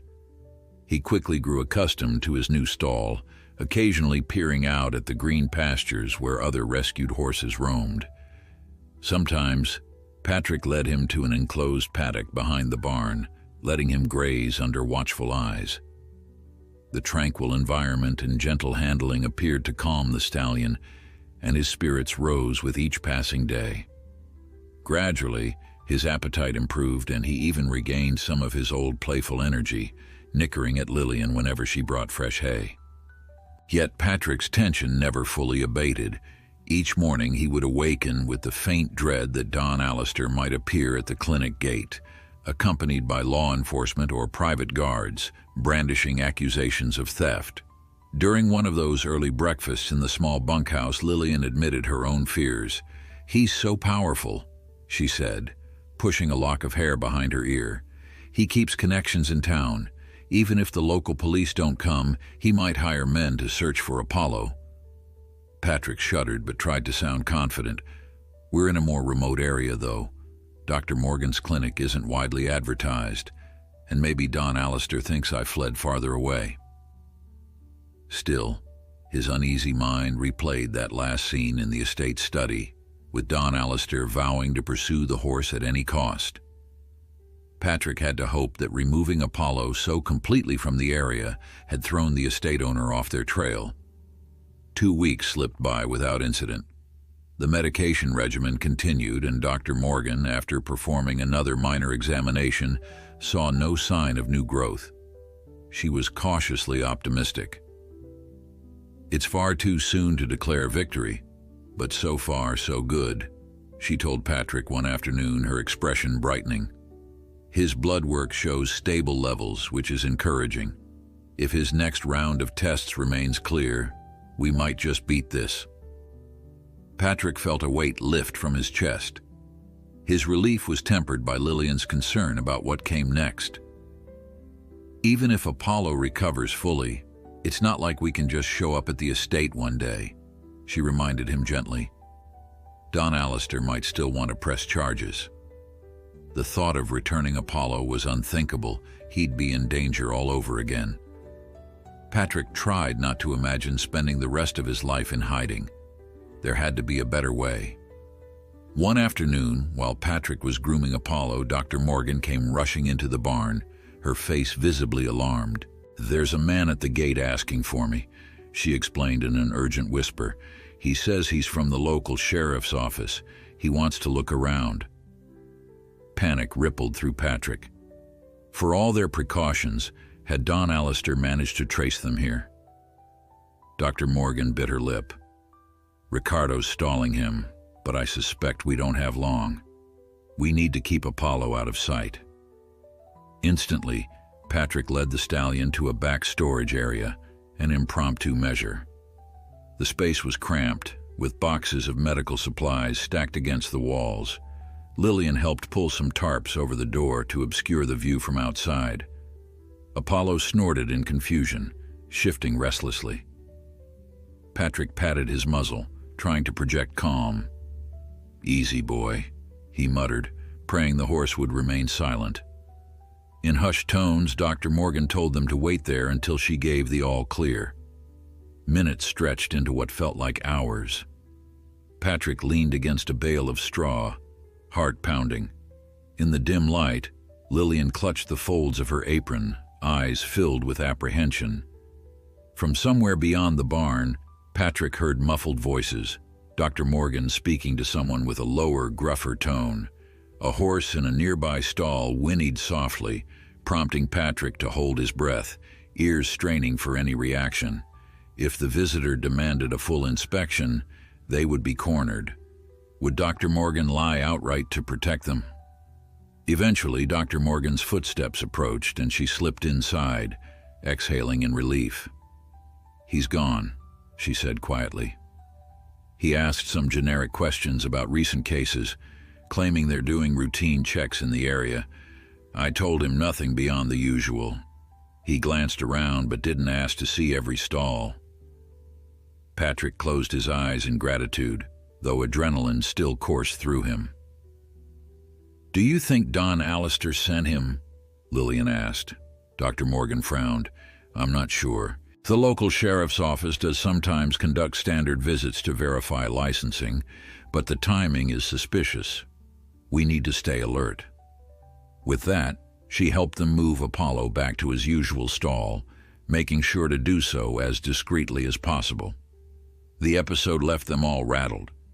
Even Ricardo, typically calm, said he felt certain the man's questions had veered toward specifics that sounded more like a targeted search. For the rest of the day, the clinic staff remained on edge, jumping whenever someone turned down the driveway. That night, Dr. Morgan gathered Patrick, Lillian, and Ricardo in her small office. She spread out a map of the region, pointing to towns and back roads. "If Don Allister is truly on the hunt, we need a backup plan," she said softly. "Apollo's treatment is ongoing, and it isn't wise to move him too soon. But we might not have a choice if things get risky." Ricardo proposed a few safe houses, a network of equine rescue enthusiasts who harbored abused or abandoned horses temporarily. Dr. Morgan acknowledged that might be the next step if someone came with a warrant or if a more direct confrontation loomed. Amid these plans, Patrick's mind churned with guilt.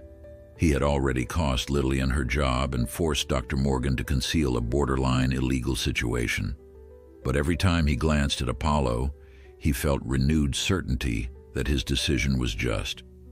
If Don Allister had remained in control, the horse's life would be in constant peril, sold off without proper medical care, or put down if the tumor recurred. Better to fight for him, no matter the cost. Weeks turned to a month, and the sense of crisis gradually settled into tense vigilance. Apollo responded well to the medication, and Dr. Morgan continued to see no signs of tumor regrowth. Patrick found joy in small moments, watching the stallion graze under a warm sun, feeling Apollo lean into his shoulder with quiet affection, noticing the glimmer of confidence returning to those dark eyes. The staff at the clinic began treating the fugitives as part of the team, showing only kindness to Patrick and Lillian. One or two of them had heard bits of the story, enough to know that Apollo had escaped a dire fate. They offered words of support whenever Patrick fretted about the risk of discovery. It was during one calm afternoon in late autumn that Lady Cassandra's letter arrived, carried by a private courier on horseback. Dr. Morgan received it at the gate, surprised to see the elegant crest stamped in wax.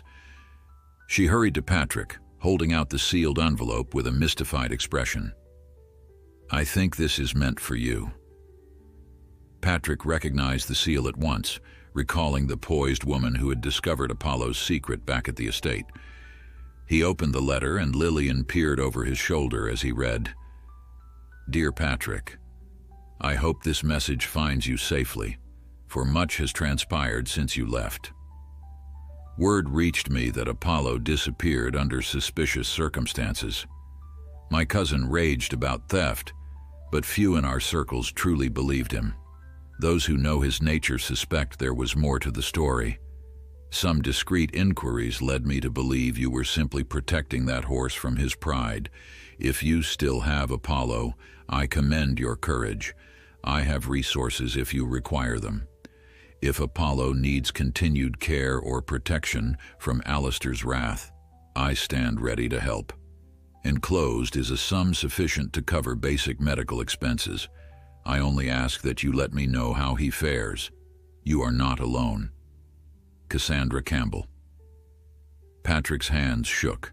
Folded inside the letter was a bank draft, a more generous sum than he could have imagined. Lillian made a soft gasp, tears pooling in her eyes. They had been scraping by on Dr. Morgan's goodwill, and now Lady Cassandra offered a lifeline. Dr. Morgan smiled as she read the letter. "This is the answer to our financial concerns," she murmured. "You can continue Apollo's treatment without fear of running out of funds." Patrick swallowed hard, emotion rushing through him.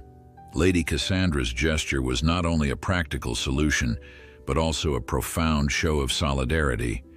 She could have kept her distance, unwilling to challenge her powerful relative. Instead, she had chosen to intervene with genuine compassion. "We can't let this gift go to waste," he said thickly. "Let's put it toward the medication, the lab tests, everything Apollo needs to stay healthy." 2 weeks later, with new resources in hand, Dr. Morgan scheduled Apollo for a final round of scans, a more advanced examination. The clinic's modest equipment might not rival a large city hospital, but it was enough to detect subtle signs of tumor recurrence. Patrick and Lillian braced themselves as the process began. A sedated Apollo, machines buzzing softly, Dr. Morgan's brow furrowed in concentration. Hours later, with shadows stretching across the clinic floor, she emerged with a glowing expression. "It's clear," she said, beaming. "No sign of new growth at all.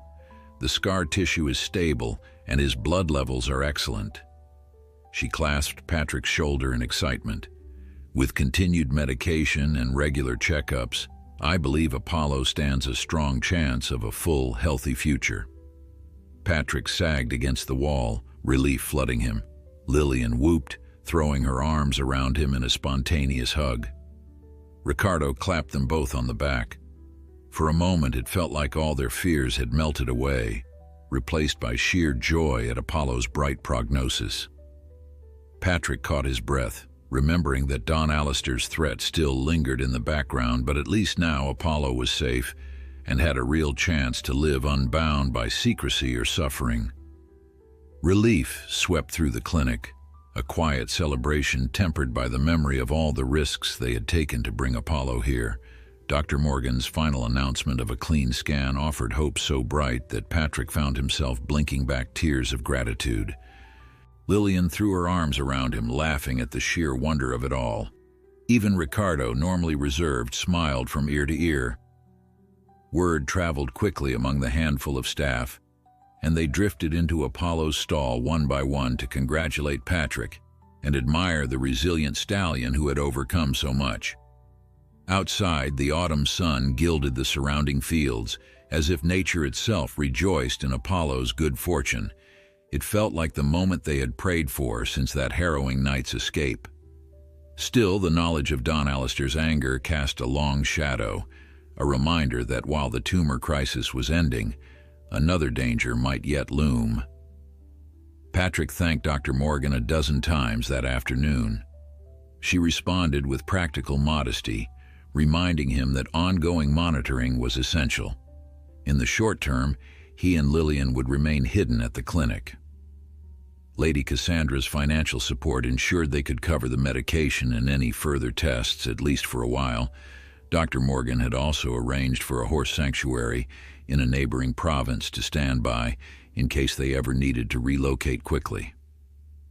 "We should keep our backup plans," she insisted, her voice calm but firm. "If Don Alistair appears with a court order, this clinic might be forced to hand Apollo over. We cannot let that happen." Her eyes carried the quiet resolve of someone who had fought too many battles to surrender easily. Patrick listened gratefully, determined to do whatever was necessary to keep Apollo safe. That evening, the staff gathered around a simple dinner table in the bunkhouse to celebrate Apollo's promising test results. The mood was warm, filled with heartfelt toasts and the camaraderie of people bonded by an extraordinary cause. Lillian prepared a small cake using the limited kitchen supplies, and Ricardo played a battered guitar he kept in his room. The music's mellow chords drifted through the open window as dusk settled into a soft twilight. Patrick could hardly believe the transformation in his life. A month ago, he had lived under Don Alistair's roof, haunted by the fear of losing Apollo.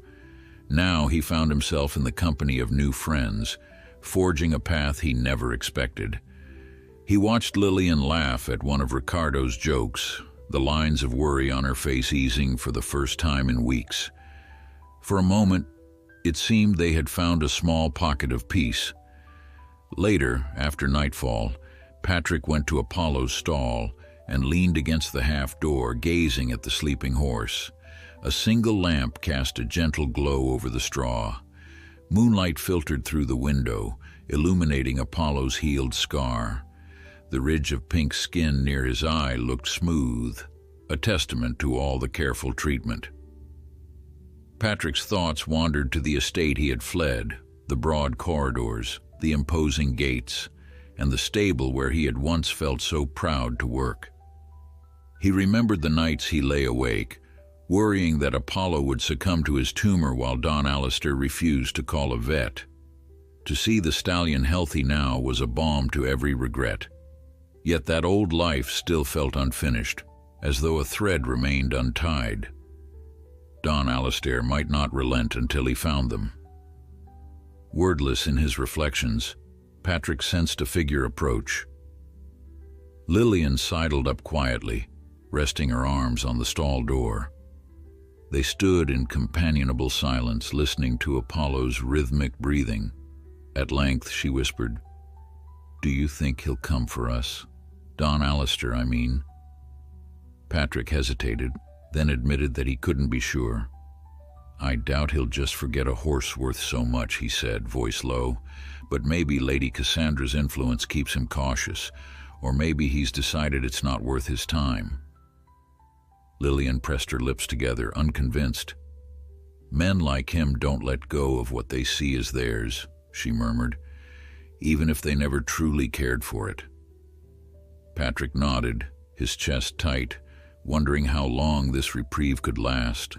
Days stretched into a week with no sign of trouble. Lillian channeled her nervous energy into helping around the clinic, scrubbing stalls, organizing supplies, and learning what she could from Dr. Morgan's staff about basic animal care. She discovered a knack for calming anxious horses, her gentle nature soothing them during routine checkups. Patrick divided his time between caring for Apollo and assisting Ricardo with odd tasks. The worry that once gnawed at him constantly dulled to a manageable edge. He reminded himself that vigilance was crucial, yet sometimes a warm breeze or a playful nudge from Apollo allowed him to forget, if only for a moment, the threat lying beyond the hills. Late one afternoon, as the sky glowed with a gentle gold, Dr. Morgan suggested they let Apollo graze in the larger pasture adjoining the clinic. "He needs more exercise now that he's stable," she said. "Let's see how he handles a broader space." Patrick beamed. It would be the first time since the operation that Apollo could roam a field without constraints. Lillian led him to the paddock gate and loosened the lead, inviting Apollo to wander. At first, the stallion paused as though uncertain about this newfound freedom. Then he ambled forward, his tail swishing at the tall grass. Within moments, he broke into a lively trot, tossing his head in a show of exuberance. Patrick's heart soared at the sight of Apollo free and unburdened, a glimpse of what life could be if they truly escaped the shadow of Don Alistair. Suddenly, from across the road, an engine sputtered, and a battered car appeared on the horizon. It pulled into the clinic's driveway, kicking up dust. At first, no one recognized the vehicle, but as it drew closer, Patrick's blood ran cold. In the passenger seat sat a man wearing the estate security uniform, his stern gaze scanning the property. The driver wore plain clothes, but Patrick suspected he was another of Don Alistair's hires. A hush fell over the group. Dr. Morgan, alerted by the sound, stepped forward calmly, ordering everyone else to remain behind. The car rattled to a stop near the barn, and the security man hopped out, leveling a hard stare at Dr. Morgan. "We're here about a missing horse," he declared. "Property of Don Alistair Campbell. He believes it may be hidden on these premises." Dr. Morgan showed no outward alarm, maintaining a poised stance. "I have several horses in recovery," she replied. "May I see your warrant or official identification?" The man scowled, patting a folded paper in his breast pocket. "If we confirm the horse is here, I'll get the local authorities to back me up," he threatened. "Cooperate, and we can do this without a scene." Hidden behind a corner, Patrick felt his breath catch. How could they conceal Apollo now that he was out in the open pasture? He whispered frantically to Lillian. "We need to move him, but there's nowhere to hide." She glanced at the vast field behind them, scanning for options. The security men advanced, following Dr. Morgan toward the stable. She tried to steer them away from the pasture, speaking firmly about patient confidentiality. Yet the men brushed aside her objections, determined to locate any unfamiliar horses. Patrick, his heart pounding, signaled Lillian, and they dashed to the fence line, calling softly for Apollo. The stallion ambled over, curious but unalarmed. Patrick clipped a lid rope to his halter, intending to guide him back into the barn, but realized that once inside, they would be easy prey for a direct inspection. Out of desperation, he wondered if they could lead Apollo through the back gate, away from the prying men. They only had a few moments before someone spotted them. With no other option, Patrick urged Apollo into a quick walk, slipping through a narrow exit near a cluster of trees. Lillian followed, holding the gate open. Dust from the security car still hung in the air, stinging Patrick's eyes as he glanced behind them, terrified they might be seen. Skirting the clinic building, they reached a gravel path that wound toward a wooded area. Beyond that lay open country, but with nowhere near the resources they had at the clinic. Apollo snorted, picking up on the human's tension. Patrick stroked his neck, whispering a plea for calm. Each crunch of gravel underfoot sounded deafening in Patrick's ears. He pictured Dr. Morgan trying to stall the men spinning half-truths that might buy them minutes. The question was, minutes for what? They could not outrun a car on foot, and if the security men found them, the confrontation would be inevitable. A voice rang out behind them. "Stop!" Patrick froze, turning to see the men emerging from behind the barn. One pointed in their direction, calling something unintelligible. Lillian gripped the lead rope, panic flashing across her face. Patrick's pulse thudded like a drum. All around them, the world seemed to stand still until Apollo let out a sharp neigh, as though urging them onward. In that instant, Patrick made a decision.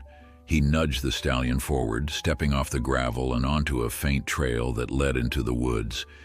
If they could only reach the other side, perhaps there was a chance to keep Apollo away from these men. Once the horse fell into their hands, all the strides they'd made to save him would be undone. Branches brushed against Patrick's arms as he guided Apollo through the narrow path.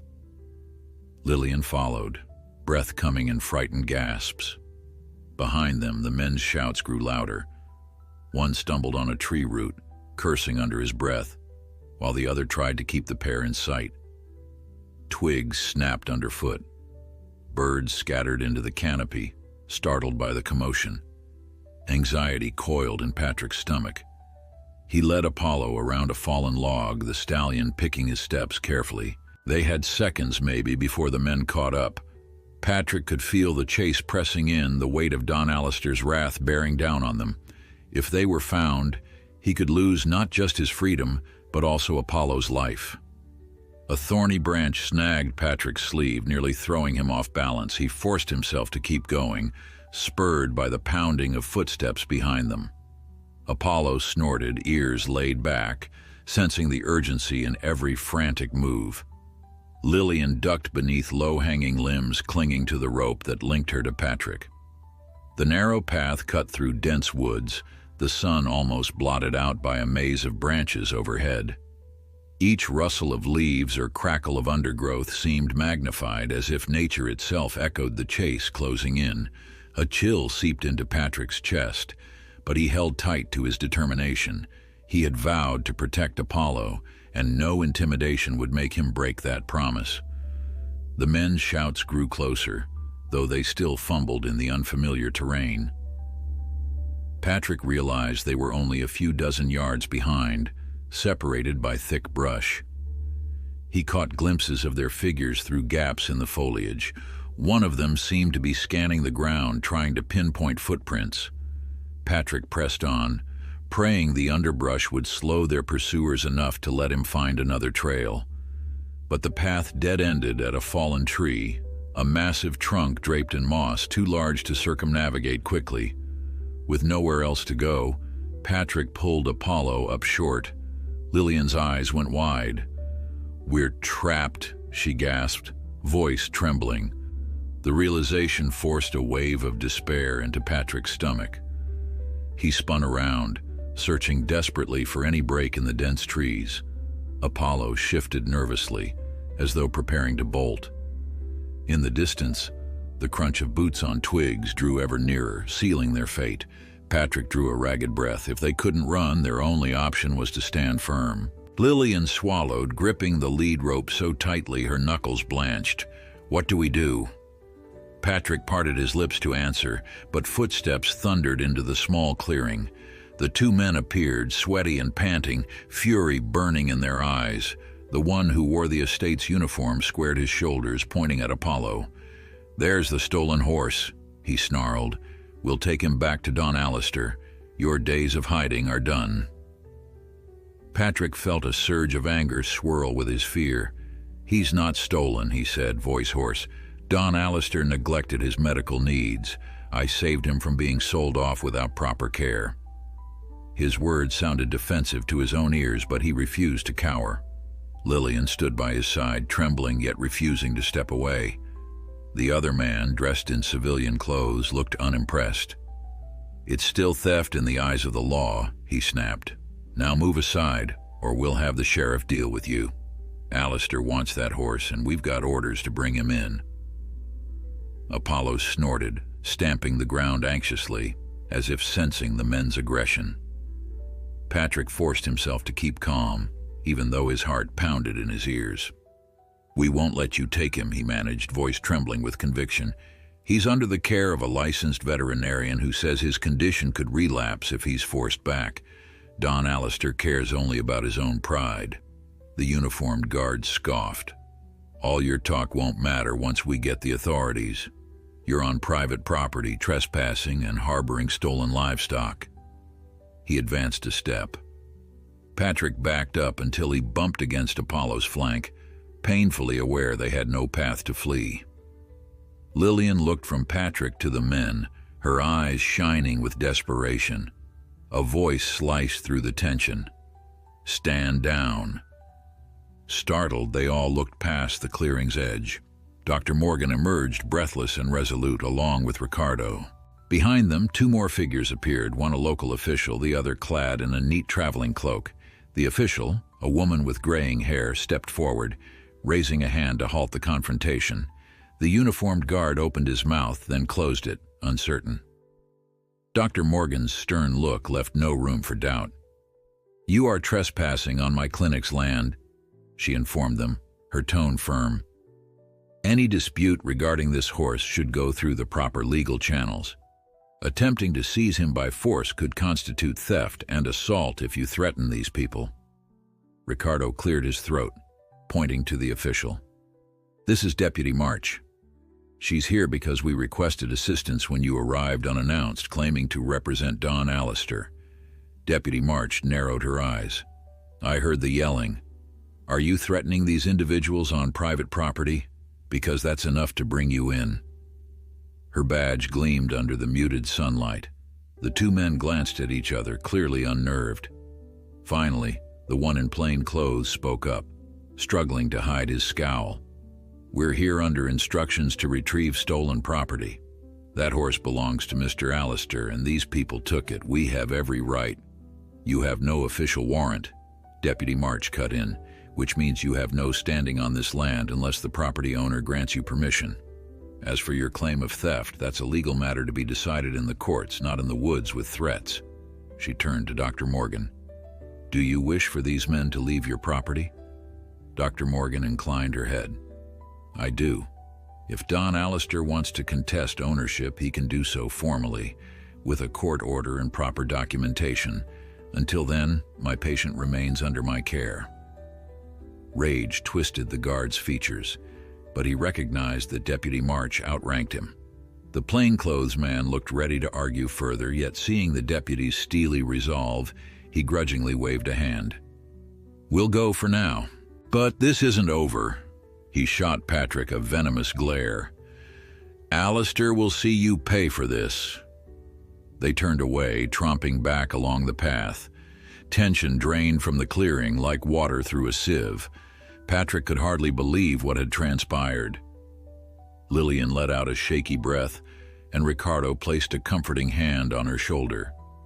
Dr. Morgan, still pale from adrenaline, approached Apollo, whose ears twitched nervously. She ran a calming hand along the stallion's neck. Deputy March studied Patrick with thoughtful eyes. "I won't pretend I have all the facts," she said in a measured tone. "But from what Dr. Morgan's told me, there's reason to believe this animal was endangered. Legally, it's murky. If Alistair files an official complaint, there may be a hearing." She paused, looking at Patrick's drawn face. "Until then, I suggest you stay on the clinic grounds. If you leave and he tracks you down, it could get messy." Patrick swallowed, nodding. He managed a raspy, "Thank you." Deputy March's gaze flicked to Lillian, who offered a small bob of her head, unable to speak through her tears of relief. Satisfied, the deputy cleared her throat. "I'll remain nearby tonight just in case they come back, but you should prepare for the possibility of a legal battle."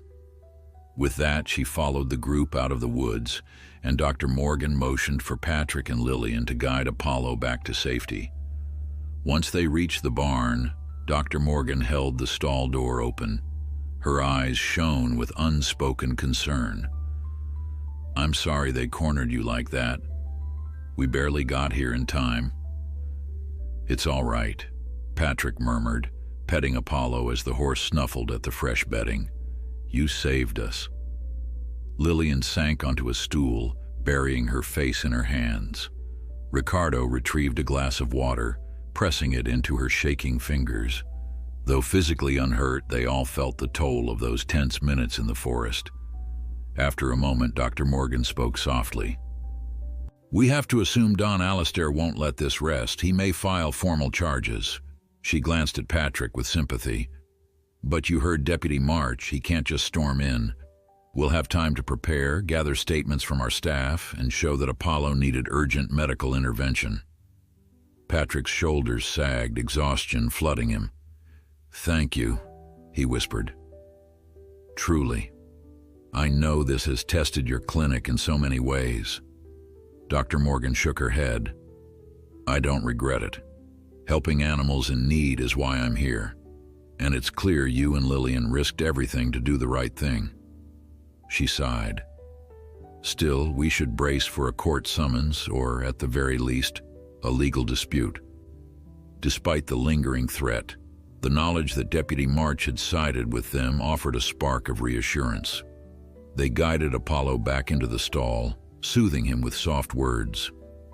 An hour later, Deputy March departed after a thorough inspection of the perimeter, promising to return if any official complaint surfaced.